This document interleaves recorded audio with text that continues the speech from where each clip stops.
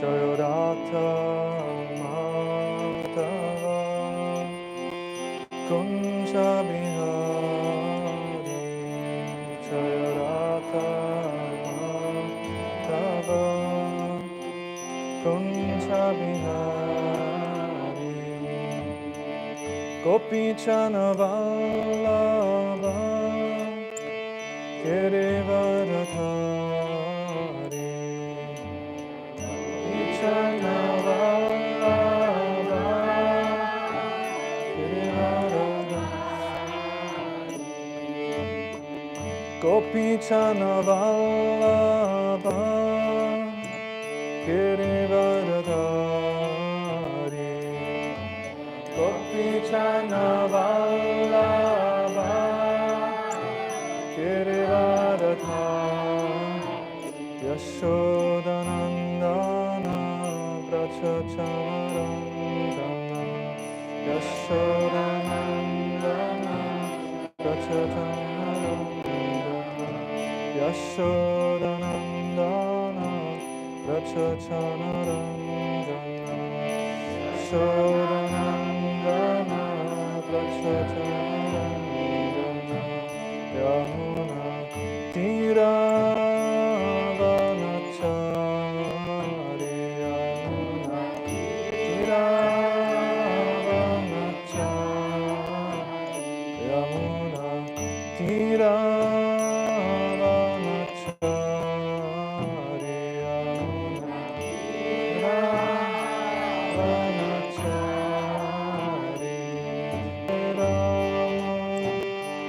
Rama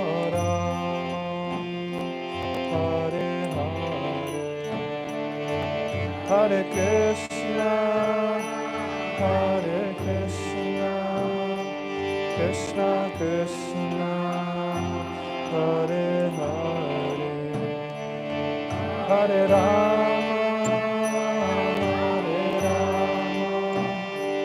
Rama Rama, Hare Hare, Hare Krishna, Krishna Krishna, Hare Hare, Hare Rama, Rama Rama, Hare Hare, Hare Krishna, Krishna Krishna, Hare Hare, Hare Rama, Rama Rama, Hare Hare. Jaya Prabhupada, Jaya Prabhupada, Jaya Prabhupada, Srila Prabhupada, Prabhupada, Jaya Prabhupada, Jaya Prabhupada, Srila Prabhupada. Nitai Gaura Haribo, Haribo, Haribo, Nitai Gaura Haribo.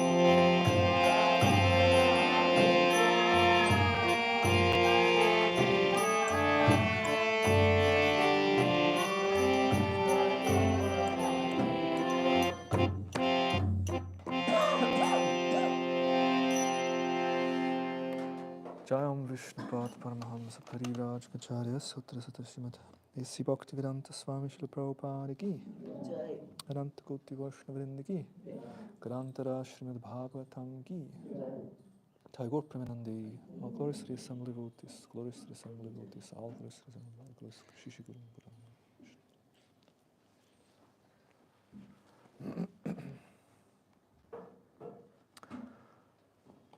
Hare Krishna.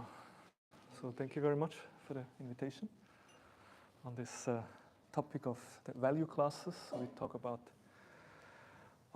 respect today. And Om Jnana-timirandasya Kinanjana Shalakaya Chakshurunmilitam Yena Tasmai Shri Gurave Namaha Shri Chaitanya Namobhistam Stapitam Yena Bhutale Swayam Rūpa Kadamayam Dadati Svapadantikam Vanchakalpatarubhyascha Kripa Sindhubhya eva cha Patitanam Papanebhyo Vaishnavebhyo Namo Namaha Namam Vishnu Padaya Krishna Prestaya Bhutale Srimate Bhaktivedanta Swami Niti Namine Namaste Saraswati Deve Gauravani Pracharine Nirvishesha Shunyavadi Pasyatya Deshatarine Jaya Sri Krishna Chaitanya Prabhu Nityananda Shri Advaita Gadadhar Srivasadi Gaura Bhakta Vrindam Hare Krishna Krishna Krishna Hare Hare Hare Rama Rama Rama Hare Hare Hare Krishna.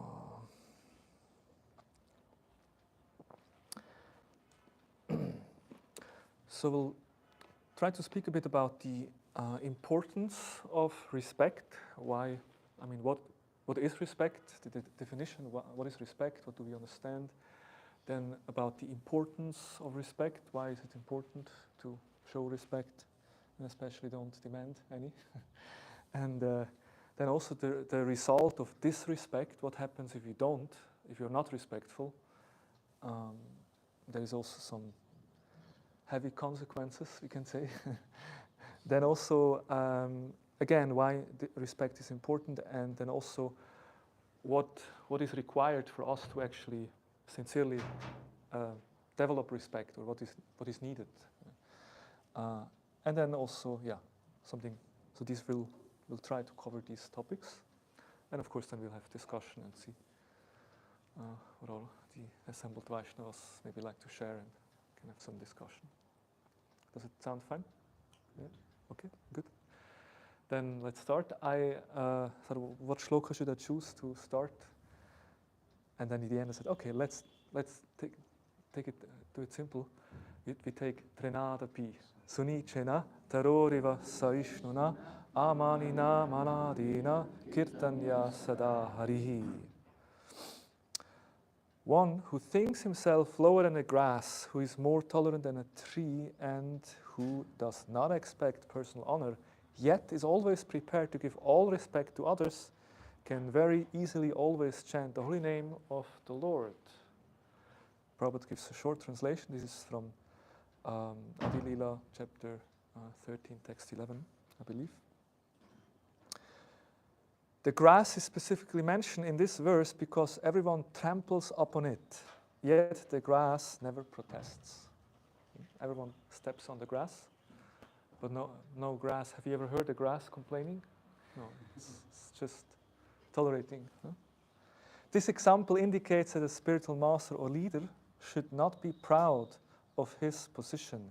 Being always humbler than an ordinary common man, he should go on preaching the cult of Sri Chaitanya Mahaprabhu by chanting the Hare Krishna mantra.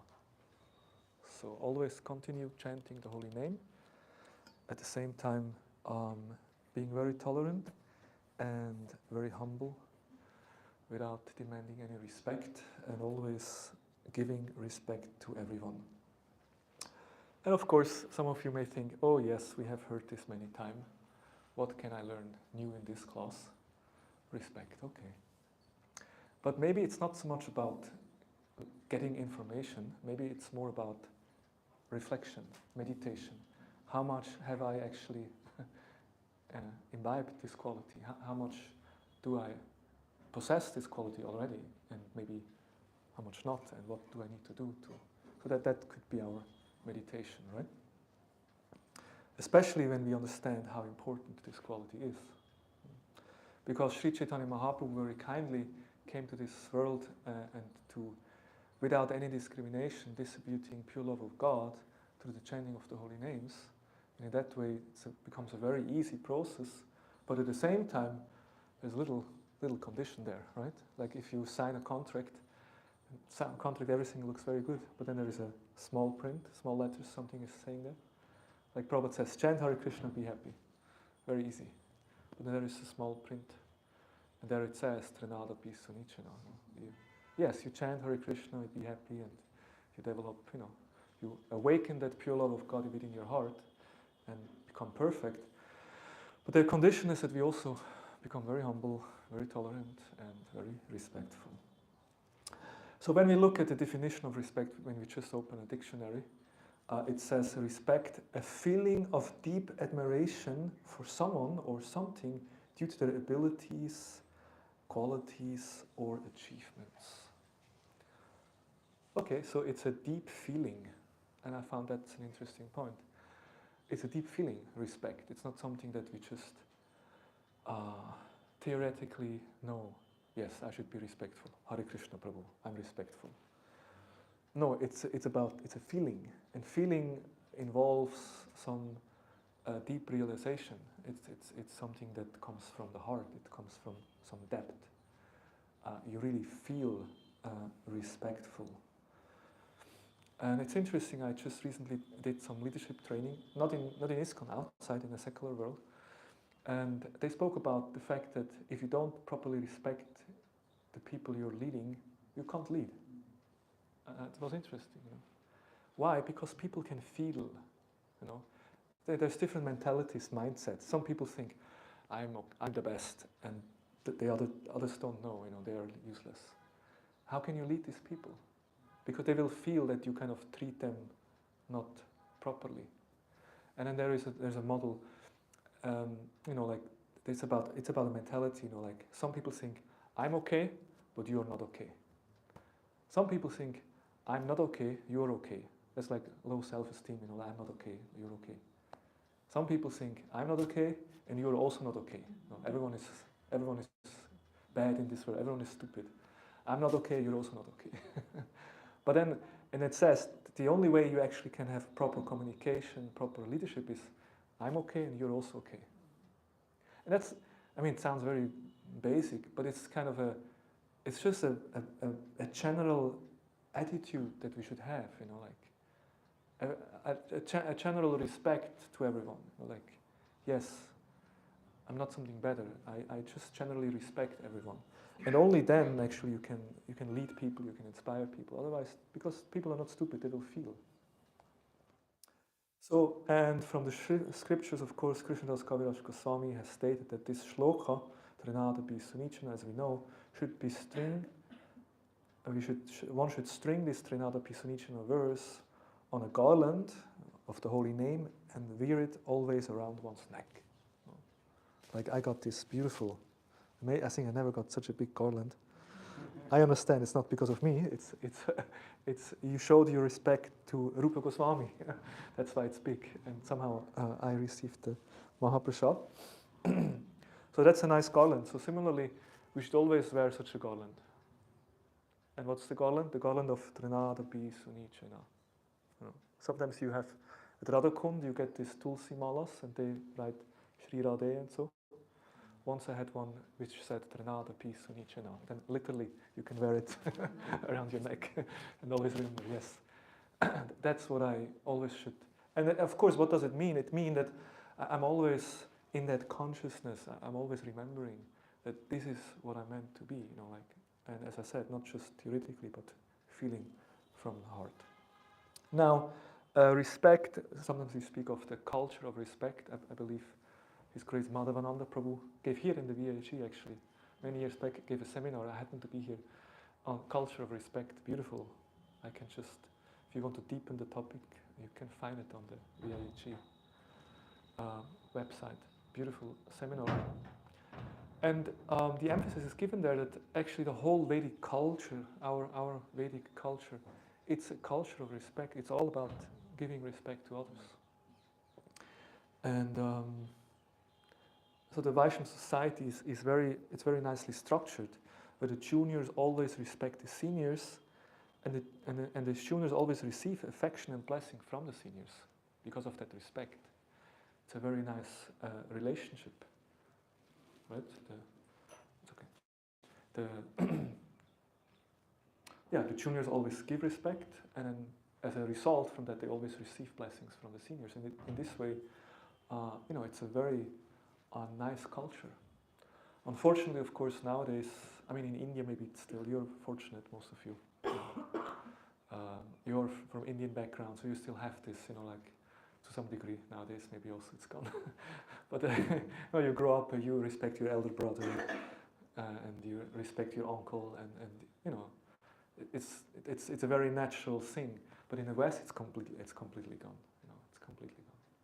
Like the young people, they don't respect their parents, they don't respect teachers, they don't respect elders. Elder people are just, useless. You put them in the old age home, and they're anyway not like in a proper culture. Elderly people are respected as they have all the wisdom. They have so much life experience, wisdom. But in our culture, the old people are like useless. It's so terrible actually. It's one of the symptoms of Kali Yuga that this respect is completely lost. But Prabhupada, when Prabhupada established the ISKCON society, Prabhupada tried to emphasize also this culture of respect in our society.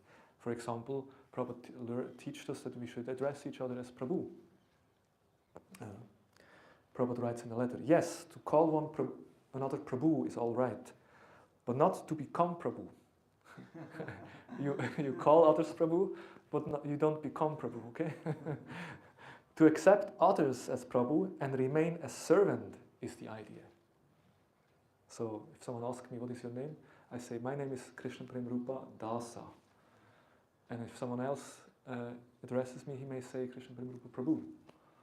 But not just because the other says Prabhu, it doesn't mean, oh, he calls me Prabhu. I must be a master. No, I'm always Dāsa, I'm always servant. But because somebody is calling you Prabhu, one should not become a Prabhu and treat others as servants. In other words, everyone should feel himself a servant and not to think himself Prabhu because he's being called Prabhu. This will make the relationship congenial. So Prabhupada emphasizes this point, and it's a nice, I don't know, in India again, maybe it's still practiced. In the West, hardly anyone addresses anyone as Prabhu. It's just, even people have names, they make nicknames out of it. Someone is, I don't know, Govinda, I don't know, some name, Govinda Vallabha or something. They just say, hey Vala, hey Govind. They don't even say the whole name, not to speak of addressing someone with Prabhu. But actually, there's a reason Prabhupada gave us this culture, and it's meant to help us to develop this respectful attitude. There's a nice song.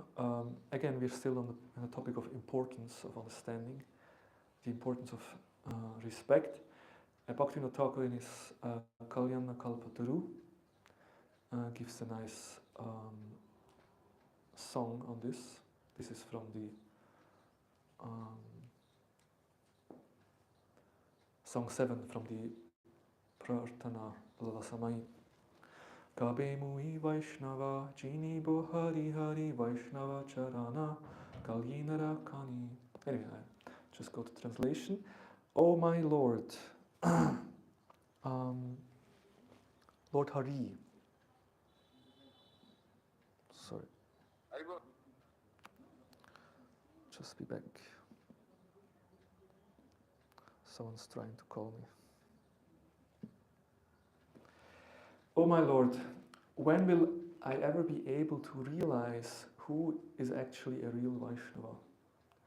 The lotus feet of whom are like a mine of all auspiciousness.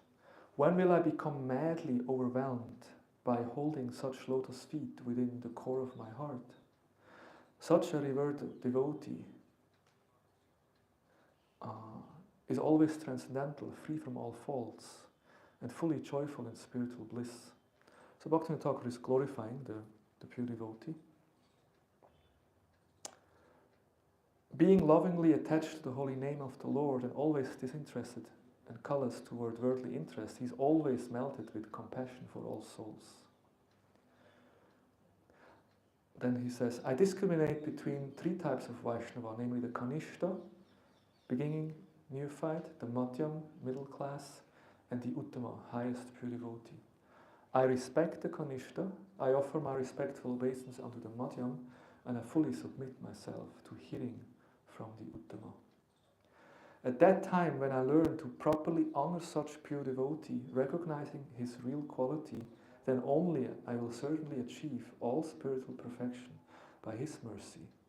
Bhaktivinoda always keeps a vow to abstain from speaking any type of envious blasphemy unto such pure devotee, whose life and characteristic are in all ways pure. So, I like this song because Bhaktivinoda Thakur says, at that time when I learn to properly honor such a Vaishnava according to their level. So that's Bhaktivinoda Thakur giving us that hint that we should learn. And of course, Rūpa Goswami also in the Upadeshamrita 5th shloka describes how we should honor and respect according to different levels. So these are some thoughts on why it is so important. And of course, in the verse Trinata Pisanichana Amanina Manadena, we should not demand but always give respect.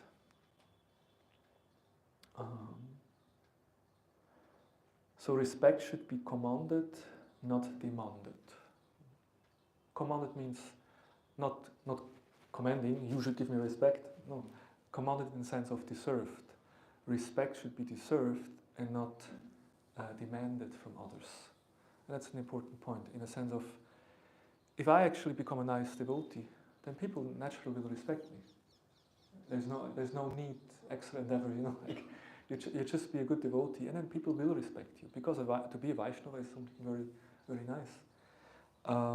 But if you start to kind of artificially try to receive honor and respect, then that becomes very, it's not nice.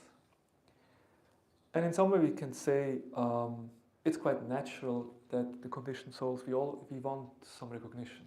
In some way it's natural, everyone wants to be loved, everyone wants to be appreciated and be seen, right? Do you like to be appreciated? Loved? Yeah? It's natural.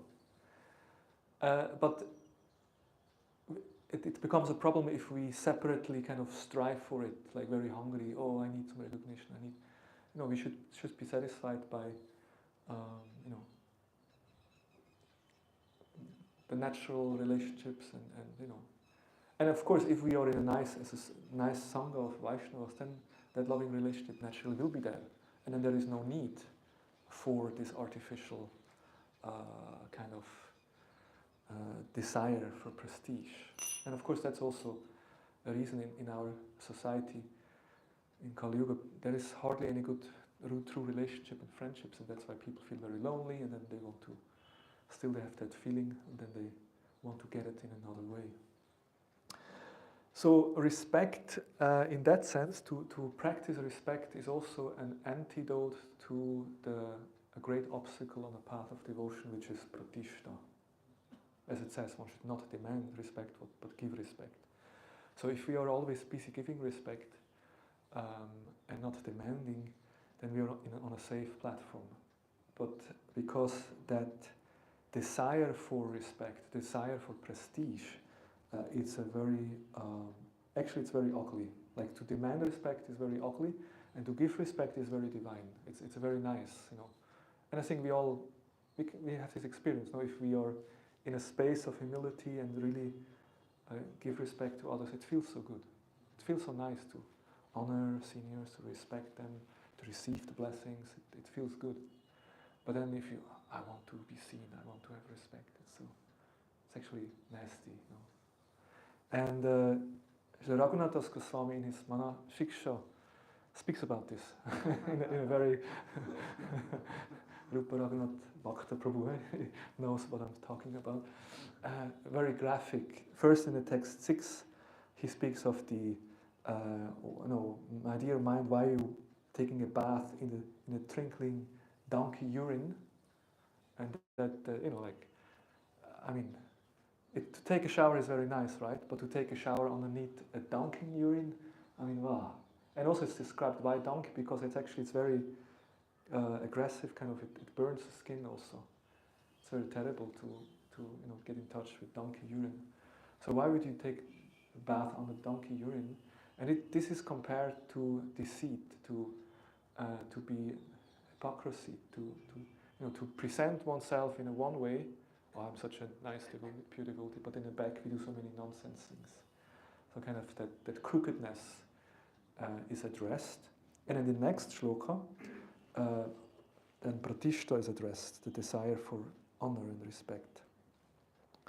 Pratishta shatrishta sva pacharamani meriti natet katam sadhu prema sprishati shuchir etam nanu manaha sadatvam sevasva prabhu daita sammantam atulam yatatam nishkashyata varitam ihatam vishayati saham.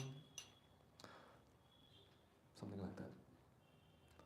So Raghunath says, as long as the unchaste dog-eating woman of desire for prestige dances in my heart, how can the chaste and pure lady of love for Krishna touch it?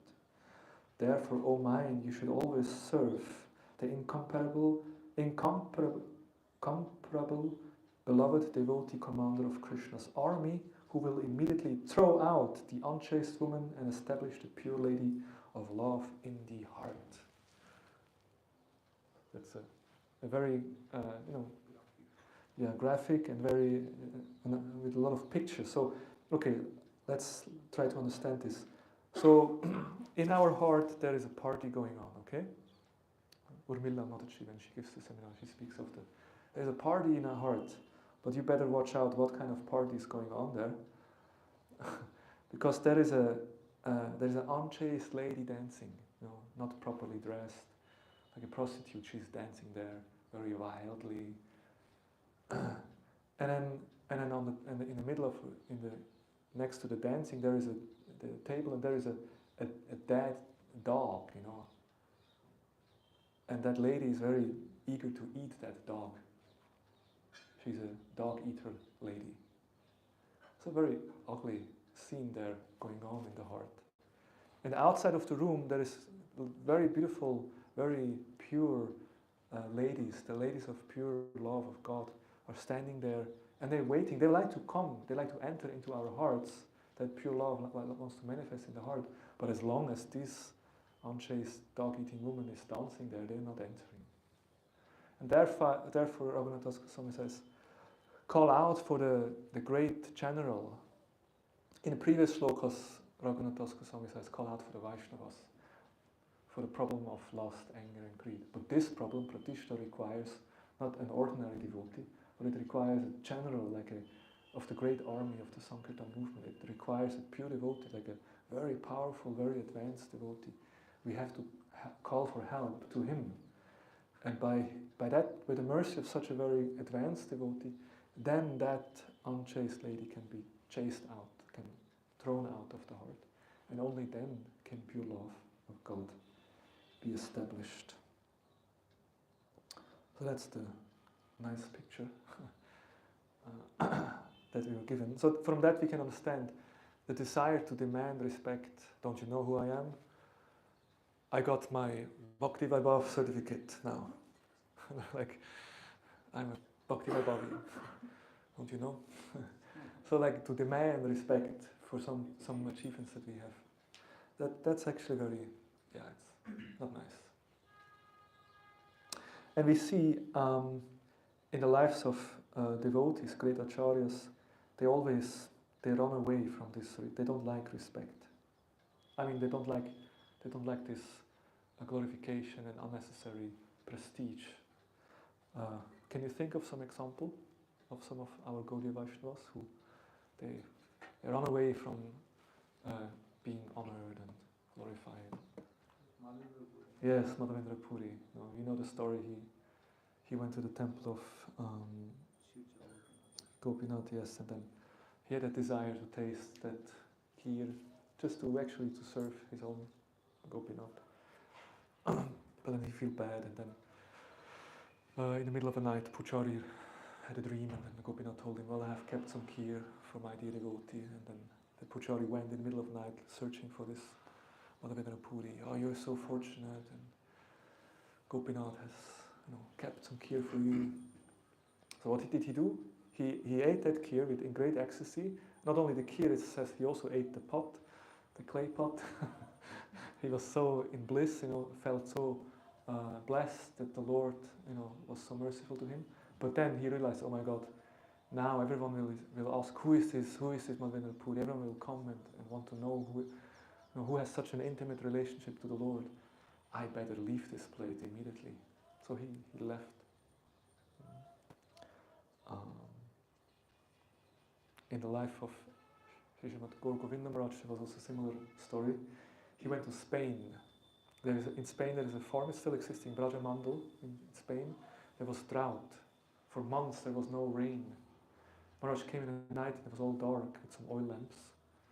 And they explained, well, we have some electric comes from water, but there is a drought, there is no water since months. And Maharaj said, why don't you do kirtan? So Maharaj just did a kirtan, and the rain was coming. It was huge rain coming, just because of the kirtan of Maharaj. And everyone was like, oh wow, everyone was glorifying. Maharaj told his secretaries, we don't deserve this kind of honor. Let's move. And the next morning they left. They were supposed to stay a couple of days, to give classes, and Maharaj just left the next morning, running away from this pratishta. From this honor. Also, Gopal Bhatta Goswami. He was very important poet, and he asked Krishnadas Kaviraj Goswami, please don't say a word about me. No, don't say anything about me. You write a book, you glorify Chaitanya Mahaprabhu, that's fine, but don't mention my name. It's like, and it's interesting, we have to reflect on this, if someone writes an historical book, which for hundreds of thousands of years people will read, and you get a chance to be part of history, And if someone would write a book and I would be included, sure, yes, nice, please. Should I send you my bio? You can include it. Yes, you can glorify, nice. Everyone can see my glories. But Gopal Bhatta, no, don't even mention my name, no need. That's, it's actually very deep. And then, it's also Raghunath Goswami continues. He says that lady, that Anshay's lady, also has a friend, a lover, paramour. Who is that friend? Deceit, crookedness. And when they come together, then this pretension is the result of their union. So because I have a desire for honor and prestige and respect, because I have the desire, then I also become crooked. I'm not truthful. I want to make sure that people glorify me. So therefore, why do we speak about this? Because if we are not demanding respect and always show respect to others, then we are in a safe place. Then this pratishta is not so much there. Then Vishnuacharya Thakur, in his commentary, unfortunately I didn't got the exact reference, but it's somewhere in the Kapila Shiksha. Kapila Shiksha also is interesting because there also it's described that the Kanishta Adhikari who worships the Lord in the temple, but he's not giving respect to the devotees, to the other Vaishnavas, then his worship is like imitation, Krishna says, Kapila says. It's like someone is pouring ghee into ashes instead of fire, like swaha, and the fire already gone, like you just do a homa, you just put all the ghee in the ashes. It's useless. So similarly, worshipping Krishna but not giving respect to the Vaishnavas, to the devotees, then Krishna is not accepting that worship actually. So in the whole chapter, I think it's chapter, is it 29? Devotional service is described, and different devotional service in different modes is described. And yeah. And there is I got this from a lecture by His Holiness Bhaktivedanta Goswami Maharaj, just made a transcription from his lecture. So he makes the point that if one is not showing respect, if one is disrespectful, there's different results. So the first is avagyaya, disregarding or arrogance. This means we are looking down upon someone, feeling superior, maybe even in a very subtle way, not yet expressed in words. Like just who is she? No, she's a bhaktin. I've been around for 25 years. So just a subtle feeling of I'm better, which can very easily come. As a result, we lose the simplicity of our hearts. Simplicity means we respect everyone. Again, it's the same point. We just have that's the basis, foundation. We just simply respect everyone whatsoever. We lose that simplicity. We lose the attitude of honoring everyone as a devotee of the Lord. We become hypocrites, and our judgmental mentality grows more and more. Because we become pretenders, we start to see everyone else as a pretender. So that's interesting. So we don't respect, we lose simplicity. Because we lose simplicity, we become crooked. And because we are crooked, we think everyone else is also crooked. Hare Krishna. Not so nice, no? But that's just the beginning. Second, upeksha, neglect. We become so arrogant and disrespectful that we neglect others. When we pass by someone not saying anything. Like, if you see them, you can say Hare Krishna, Hare Bol, but we walk like this. We don't see anyone. And, we deny someone's existence. If you ignore someone, basically we deny someone's existence. That is very painful for others. As a result, we lose our faith in God. That's heavy. The unconscious message we give with the behavior of not properly respecting another person, not recognizing the presence of God in their heart, is that we are neglecting or negating the existence of God. Therefore, ultimately, we lose our faith in God. Because God is present in everyone's heart, therefore we should respect everyone. But if we ignore people, then we also ignore the supersoul. And if we ignore the supersoul, we lose our faith. Third, dvesha, hatred. To actively hate somebody. It starts from the first thing, looking down, but it's not stopped initially. It grows to hate someone actively. As a result, we live in a very hostile environment. We start to feel, I'm living amongst enemies. We will begin to see all others hating us. If we have a dvesha in our heart, we will see enemies everywhere.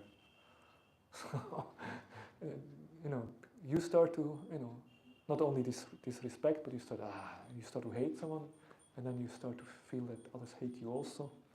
And then the fourth is the ninda, that comes to the Vaishnava apparat. Openly criticizing somebody, hated by the, maybe there even in a way of not expressing, but now ninda means that we openly criticize. And it seems there is a certain taste in this, there's a taste in criticizing. If you look at the social media, everyone is criticizing the other one. But this is very low taste. As a result, the bhakti lata, the creeper of devotion, gets destroyed because we commit Vaishnava aparat. So basically, disrespect, Bhaktivedanta Goswami says, disrespect is the murderer of our spiritual lives. So, I think from this we can understand respect is important, right? It is very important. And in this way, respect is not only an antidote towards pratishta, but also an antidote towards Vaishnava aparat. If we are always in a humble, respectful mood, we won't offend Vaishnavas. And we know Vaishnava is the mad elephant's offense. Like if we offend Vaishnava, then it's like as if we have a nice garden. Like now here in the VIHE, you have a nice garden now in front of the entrance. Imagine a wild elephant is coming there. It's just trampling everything. So this is what happened. That's why respect is so important. Okay, let's look at different forms of respect. Srila Thakur Bhaktivinoda in his Sri Chaitanya Shikshamrita described 8 forms of respect. Proper respect should be given considering the person's status. This is called Maryada. Maryada. Yeah, Maryada means, how would you translate Maryada? Honor. Etiquette, like a proper conduct, etiquette. Honor. Yeah, Maryada. Yeah. So first is Narama Matrera Maryada. Like human, we respect all humans. Of course, as a Vaishnava, we respect every living entity. We respect also the ants and the plant, everything. But at least here it starts with Narama. We respect everyone. A jiva who got a human form of life, we respect every human. Then respect to those who are civilized. Amongst the humans, there are some who are more civilized. You can see they have some more sattva guna. So we respect, he's a very sattvic person. Nice. Then respect to position, Raja Maryada. If someone has a ruling, or someone has a managerial position, someone has some status in society, then this should be respected. Because we understand nobody, actually whenever someone gets a position, then it's also by the Lord's mercy, by his karma. It's not by chance that the person gets certain position, so therefore we respect. We respect the fact that person has that position. Then respect to education, Vidya Maryada. That if someone has a lot of knowledge, someone is learned in Shastra, he knows and can explain Shastra, then this is also, we can give respect to teachers, those who educate. Then respect to those who have good qualities, Sadguna Maryada. Those who have good qualities, we respect them. And then 6 is Varna Maryada, that we respect according to Varna. Now, someone is a Brahmana, is the highest amongst the different Varnas, we respect the Brahmana. And then Ashram Maryada, according to Ashram, then the sannyasi is the highest in the Ashram. And then we have, and that's the most important, of Bhakti Maryada, that we respect someone according to their level of devotion. And that's the most important. If someone actually is really advanced spiritually, with a lot of devotion, bhakti, then he always deserves most respect. And as we said in the beginning, the whole Vedic culture is designed in such a way that there is always this respectful relationships. And that keeps everyone in a proper position. That by giving respect, we receive mercy, we are protected from pratishta and aparad, and everyone can nicely progress in spiritual life. So we can say that respect is very important, which keeps everything in proper place. And then also in the Varnashram itself, it's described that among the Brahmanas, seniority, let me see. Yeah, Brahmanas should be respected according to their knowledge, Kshatriya should be respected according to their power, Vaishya should be regarded according to their wealth, and Shudras should be recognized according to their age. So according to their abilities or qualities, one is respected in different ways. So we spoke about the importance of respect, we spoke about what happened if we don't show respect, and we spoke about the form of respect. So what is required to be respectful? What would you say? What are other qualities? I mean, some way it's obvious, but what other qualities do we need to have in order to actually be respectful? Gratitude. Okay, we are grateful, and we are grateful, and we are also not envious. We are peaceful. We are Humility.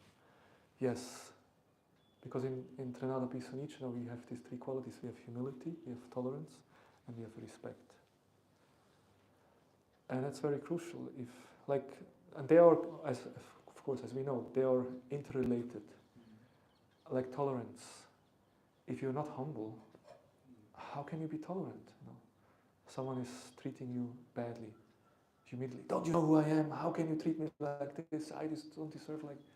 We become very agitated because of our identification, our pride, and because we have a certain, we feel a certain entitlement. I'm a senior devotee, they should give respect to me. Then if someone is not showing, then we are not able to tolerate. But if you see yourself as the lowest, like Krishna Consciousness said, I'm lower than a worm in the stool, which of course is quite extreme. But if you see yourself really, not important, then if someone is treating you badly, so what? It's not a big issue. It's like, because you don't, it's not a big, it's easier to tolerate. But if you have your own understanding of yourself, I'm such a great person, then the ego will become so agitated. And of course, in order to understand that you're not so important, then you need this honest humility. And let's conclude with this. There is another song by Bhaktivinoda Thakur which is really amazing, where he speaks about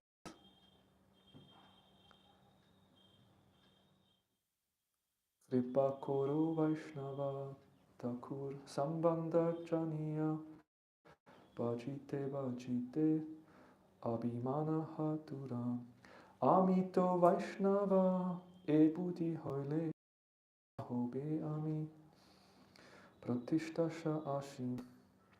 O Vaishnava Thakur, please give me your mercy, knowledge of my relationship with Bhagavan, and the ability to do bhajan, sending my false ego far away. That's my prayer. And that's a very good prayer. We should always pray. Please, Krishna, please, dear Vaishnavas, help me to send my false ego far away.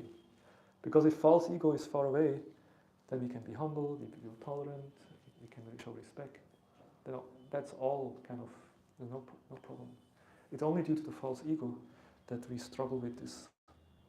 And then Bhaktivinoda Thakur. Ami to Vaishnava e buddhi hoila amani na ho bo ami pratishta asi. If I am a Vaishnava, then I will never become humble.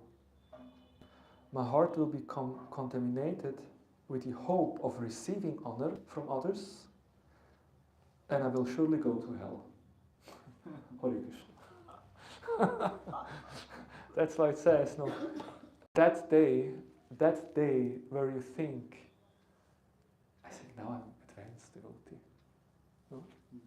That day when you think, now I think slowly I really become advanced. Now I'm a Vaishnava. That day is a very dangerous day. It's a very dangerous day. Because as soon as you think I'm a Vaishnava, that means I deserve respect, and if I deserve respect, I will not be able to give respect to others. And if I don't give respect to others, I will commit offenses, and as a result, I will go to hell. So it's a very, and that's why Bhaktisiddhanta Saraswati Thakur also emphasized, we are not Vaishnavas. We are aspiring.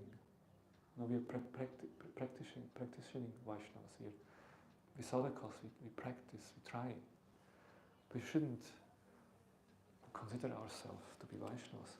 To be Vaishnava is something very, Vaishnava is a very elevated position. So that then he continues, give me the mercy, he prays to the Vaishnava Thakur, to spiritual master, to the pure devotee.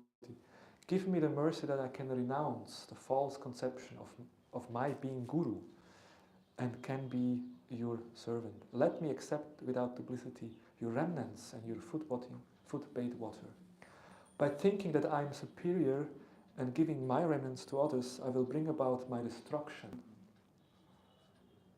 sometimes devotees want to take your plate. Prabhu, can I wash your plate? and we have to fight with the plate. No, no. But our attitude is that no, I'm not giving my remnants.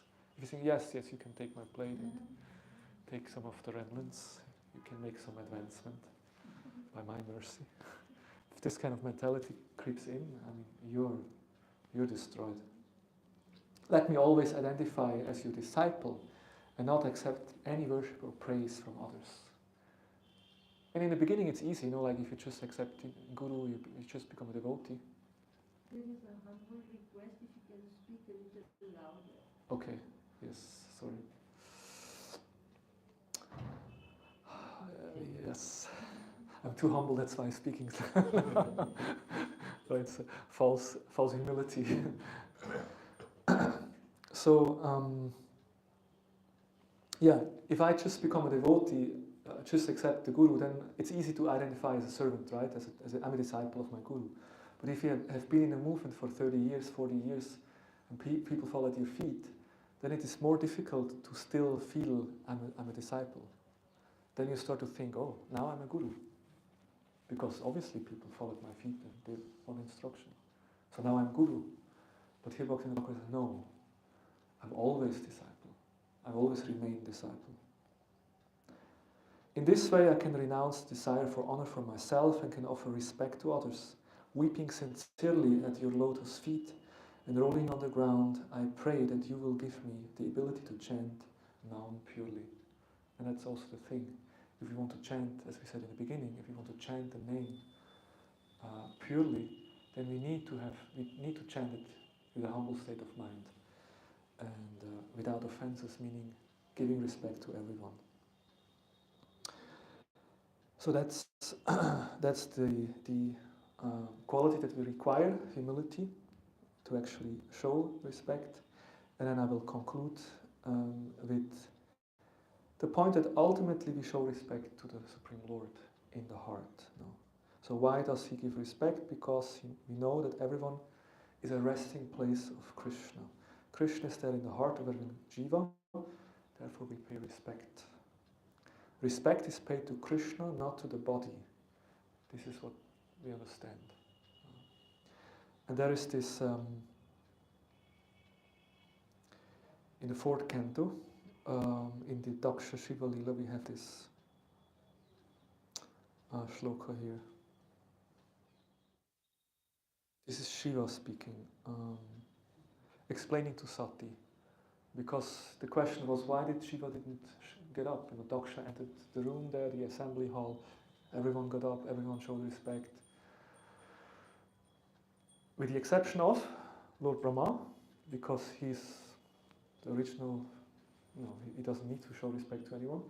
And Shiva also didn't get up. And Daksha felt offended by that. And Shiva explained to his wife, well, I was in trance, I was actually offering obeisances to the super soul.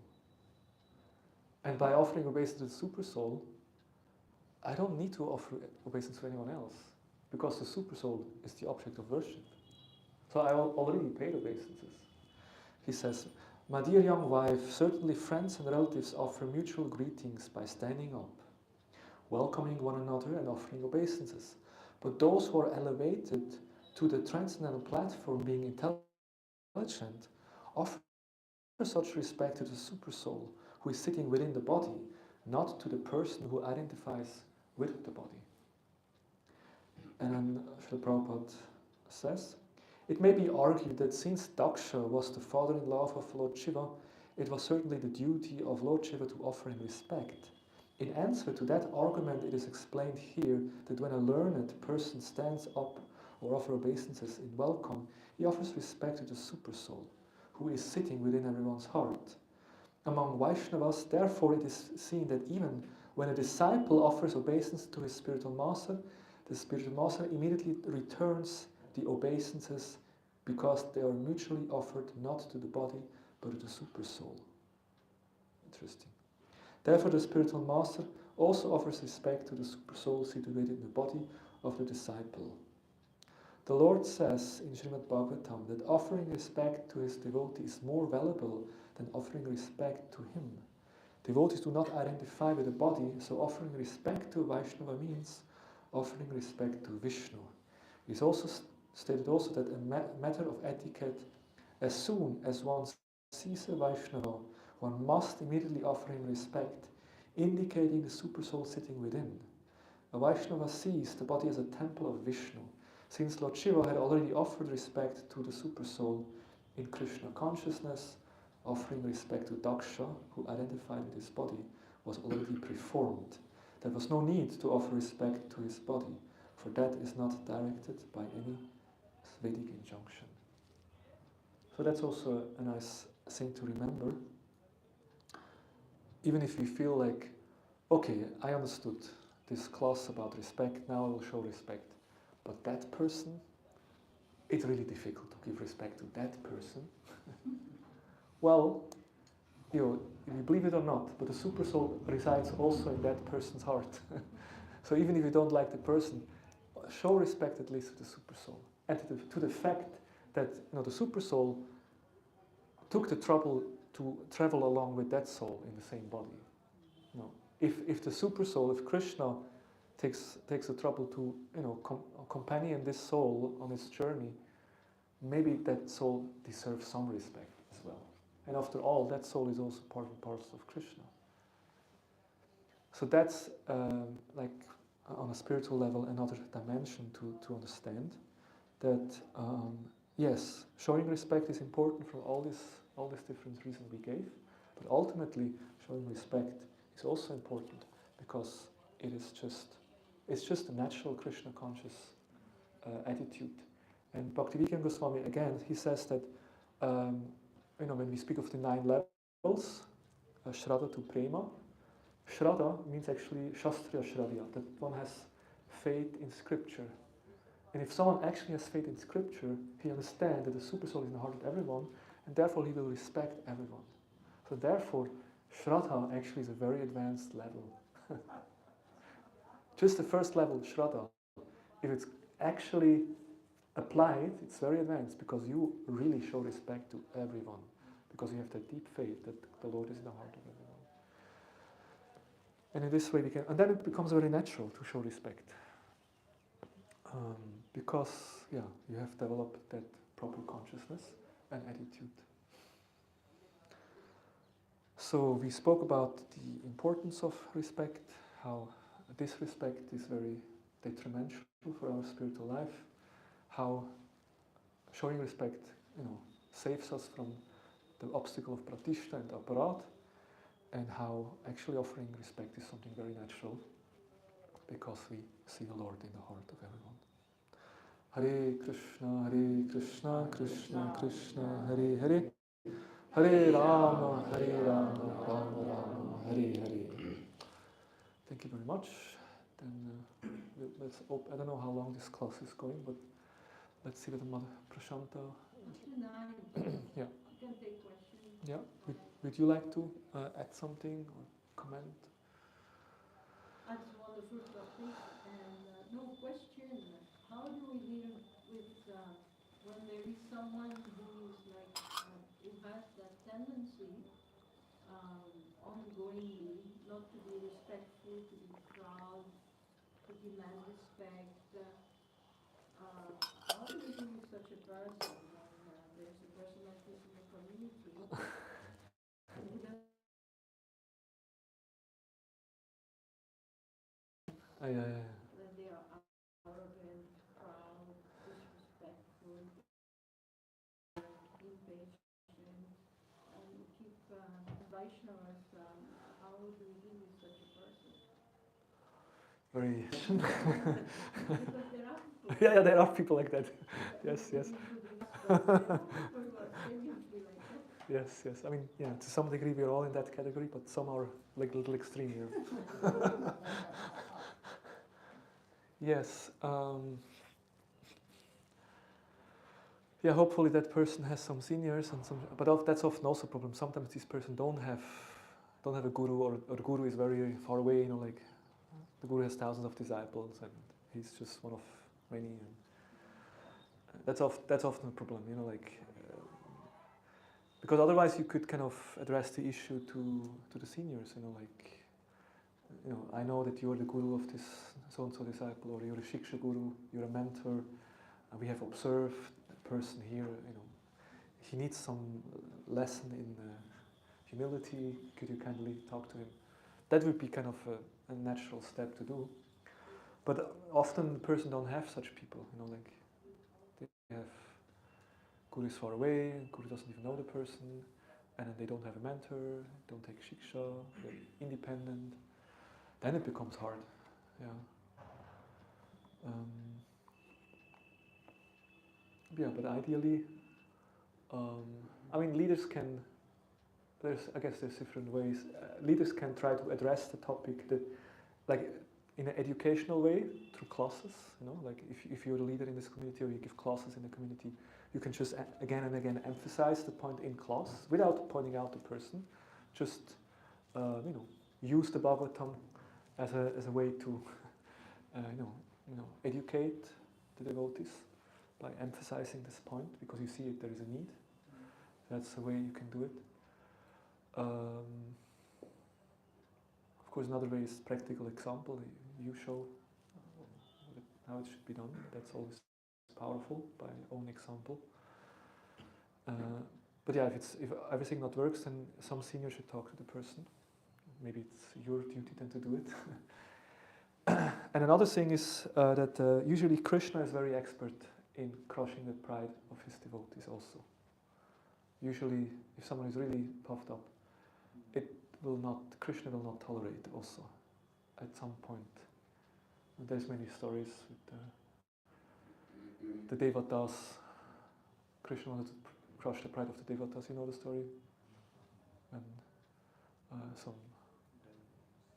some yaksha or some divine being appeared, and everyone was, well, who is that person? And Indra said, Vayu, you check out who is there.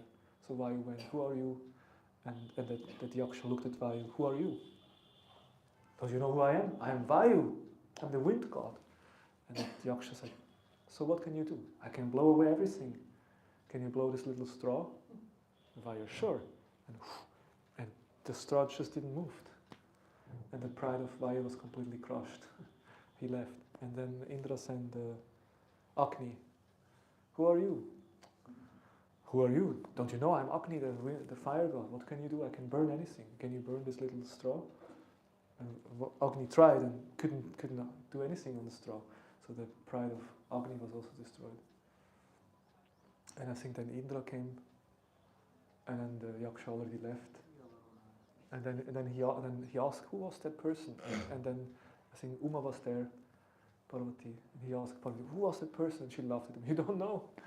That was the Supreme Personality of Godhead. And in this way, Indra's pride was also crushed. So this story is told in the Puranas that when Krishna sees that his devotees develop pride, he makes arrangements. He makes arrangements that this pride is crushed in some ways. But yeah, anyone else has a suggestion how to deal with this? Actually, one instance, like the quality of a Brahmana, and actually the duty of a Brahmana is to see if anyone is in this category, they should actually train them. They should actually, that's one duty of a Brahmana. Yeah, like the teacher should impart knowledge. Teach and to take full control of the situation and train.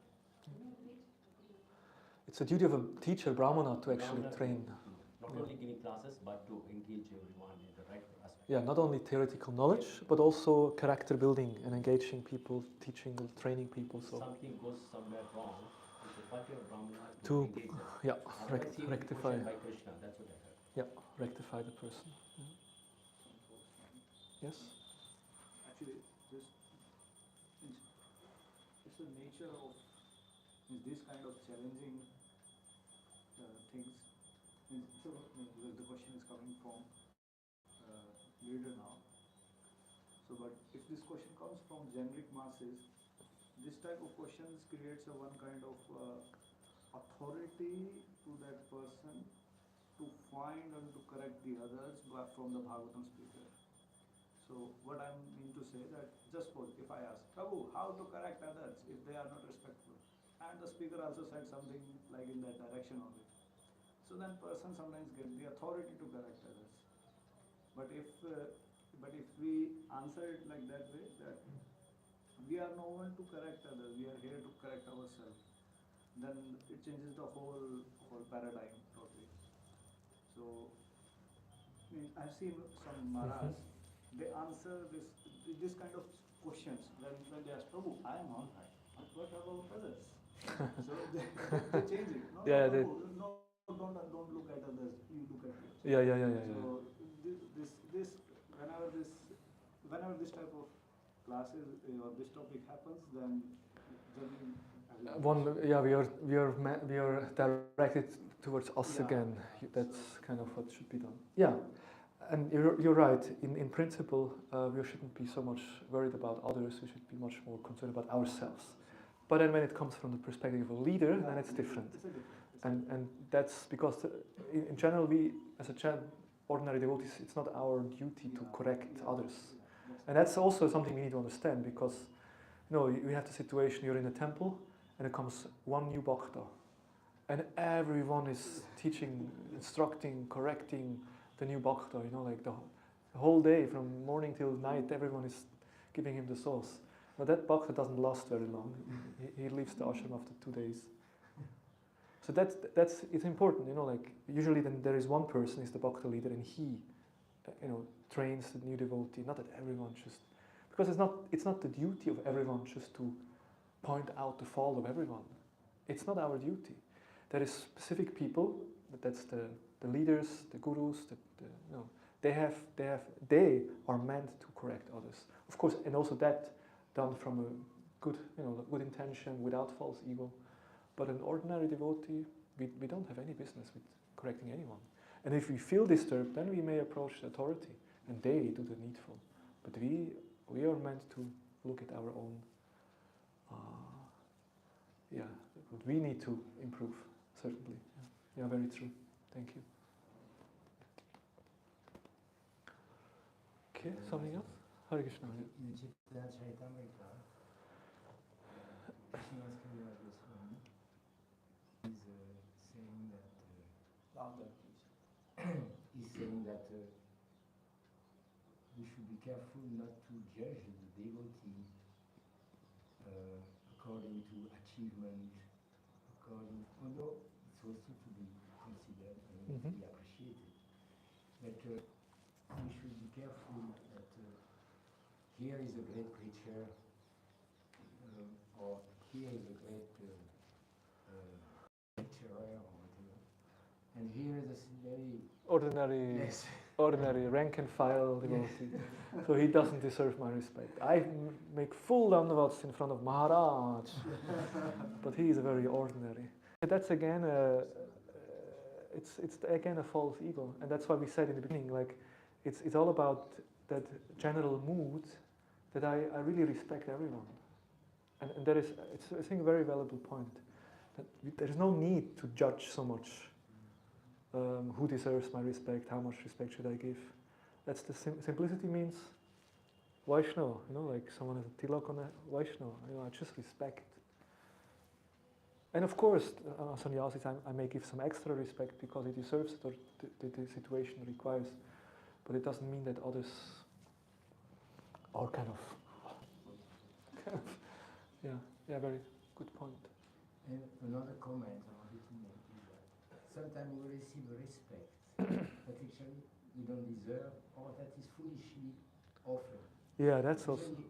If you go to India and people respect you just because you have a white skin and you are from a rich country, so they have so much respect and they want a picture with you, isn't it? But this respect is unnecessary respect, and there is no meaning. Yeah, that's another whole discussion also, which is important. How do we deal with receiving respect? If people give us respect, and of course we know what should we do. We receive respect. What do we do? we pass it on to our Gurudev, right? Because, and it's very simple in the sense of who I am without the mercy of my Guru, who I am without Krishna consciousness. I'm a very ordinary, lowly person, you know. But because of the mercy of Gurudev and Srila Prabhupada, we have attained a certain level. If someone shows respect, I just give that respect to my Guru, because it's because of them. And yeah, this sometimes people, it's also important for us if we glorify. Oh, Prabhuji, very nice class, very nice class. Okay, nice class. But does nice mean? You know, it's very vague. You know, in ISKCON everything is nice prasad, nice class, nice devotee. Everything is nice. But nice doesn't mean anything. You know, if you give a feedback to someone, and if you want to, you know, appreciate someone, then give specifics. You know, I appreciate your class because I really saw that you quoted from Shastra, and you emphasized Prabhupada, and so I like that aspect. So that's a nice feedback. And then you understand this is an honest. Okay, the person respects that. Otherwise, it can also. Oh, you're such a good speaker. Such a nice kirtan. You're such a good singer. When we want to honor, respect devotees, then we should do it honestly, and not kind of unnecessarily, blow up the ego. And otherwise, we become enemies. Yes. Sorry. May I ask a question? Yes, sure. During the class, you had mentioned several ways or several criteria of who to offer respect, like Brahmana for knowledge, Kshatriya for power, and then something for elders, and then because of human, like that. Yeah. So these are all, you can all understand it's like external features. Yes. And then you mentioned that bhakti is that's actually the ultimate. It is very internal, and we mentioned how much bhakti in the person has, especially in Kanishta level. We can't even see who has bhakti, who not. And I was reading another book, but Thakur said if we don't have faith, very strong faith, someone who has bhakti, we will call them sensitive. We will not able. So basically, this criteria of bhakti, it's not very practical in one sense because we cannot see who is doing what bhakti is in the heart. Yes. So that's why these externals, other external criteria is very important. Thank you. To actually how to direct our respect. Thank you. Very good point. Yeah. So my question, this was just my question. But very good comment. Very good comment. Because they are important because otherwise. For us. How do we know? Yeah, and also because we can't see bhakti so easily, then it also gives us an impetus to actually respect everyone. Because we may respect the Swami because he has a danda, but the simple household wife with the 2 children, maybe she's more advanced than that Swami, and that's maybe often the case also. Someone has maybe much more realization and bhakti than someone who's just externally holding a position. You can see bhakti in others only as much bhakti as we have. Right, yeah. According to our And, So my question is that I've been spending some of my life in West, and now I live in India, and I have observed that there are different ways of actually seeing seniors, and I wonder how to understand that. Like we read in Nectar of Instruction that Kanishta Madhyam Uttam is categorized by initiation. That one who chants the holy name is Kanishta, one who gets Diksha is Madhyama, and then so on. So in that way, more or less in Western countries, if you are initiated before, you are senior, and this is also external because junior can be more advanced, but we're not talking now about this bhakti part, we only talk about external. The etiquettes, So it's more about initiation. But here in India, it's more about the age. Interesting, Even if young girl is or young boy is initiated, Brahman initiated already since 10 years, but if old lady comes who just start chanting, she will be the one who is a senior. More or less. So this kind of, they mix a little bit this different. Everyone is accepting that, more or less. So that's why I'm wondering what you put on this part, because I'm used to do how I was trained, but now here is a little bit different. Even someone is 2 months older, then I'm 2 months older, now I'm senior.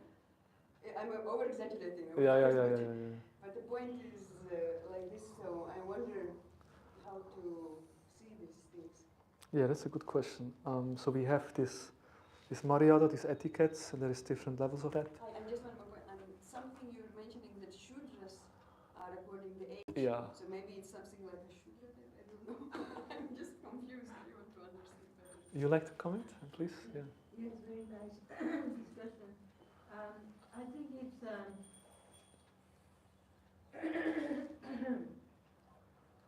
respect is given for many different reasons, according to what you described. Yeah. So it's also given to the elderly, but if you two things. One, if you understand that the bottom line is that you must respect others, you must be humble, so you respect all others from the start because of your own position. Also because the super soul is in everyone's heart, so we respect everyone. And as far as people having positions, being rich and all, this is all sanctioned by the super soul. I remember one time when they were building the MVT, and we knew that it's going to be a very expensive place, and so many devotees are loitering in Vrindavan without money. So I was making a comment stupidly to someone that they were saying, oh, they are building such nice places. There is such nice places, so expensive. Only those who have money will be able to stay there. And that person answered, Bhagwan Nidhyana, that the Lord gave them the money. So there is a reason why they are rich. My comment is stupid, because I should respect it. Krishna gave them the money, their punya, it is whatever. They worked hard, they worked piously. And you have to respect. So that's one thing. And then in giving respect to others, you give respect. It's one thing, as you say, it's a feeling from the heart, and it has some gestures which come with it, some behavior, proper talking, and all. That's there. But there is more than that. Like the elderly lady who just arrived. So you may give her respect, but you're not going to go and ask for a shiksha. yeah. So that is, she's not, maybe not. You have to have that kind of discrimination. That you respect people according to their social status, age, this, that. But there is a higher form of respect, which is when you respect knowledge, you respect guru, you respect, this is a higher, deeper form of respect which is followed by surrender and taking instruction. So now the thing becomes very foolish when the people don't make that distinction, which happens also. In India it's very they are used to showing respect like this on a very external platform. So then they also stupidly take instruction from people who are not worthy. They are senior by age, doesn't mean they are knowledgeable or wise. Right. So in showing respect is always there. But then you have to discriminate what is the cause of showing the respect. And understand where to take your instruction from, whom to follow, like that. So that's an internal discrimination. But at the same time, respect is given. Thank you so much. It's very, I think, no, that clarifies it because, Thank you, Mataji. I would say my understanding about age is that originally, like in Satya Yuga or in Dvapara Yuga or Treta Yuga, everyone is a devotee. So naturally, an elder person, they're naturally also they're also wise. Devotees from the birth, like everybody. So it's natural. But in Kali Yuga, everything is degraded. Only the age remained. So, but culturally, we still think that actually the grandfather naturally should be the senior Vaishnava because he has been devotee for 70 years, and I have been only devotee for 30 years. So it comes together.